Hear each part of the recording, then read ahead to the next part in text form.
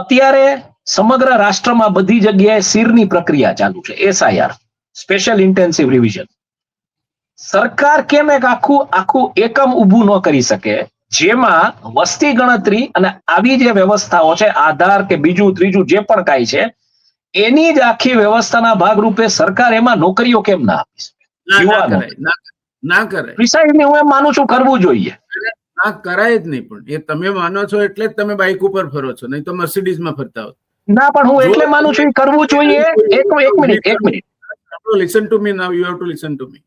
તમે આ વ્યવસ્થા જે ઊભી કરવાની વાત કરો છો, એ સરકાર જે મૂળભૂત ઉદ્દેશથી ઇલેક્શન કમિશનને સરકાર કરે છે કામ, clandestinely sort of cleaning up or curating the voter list, એ થાય નહીં. એટલા માટે larger is the system, larger are the inefficiency. પણ હું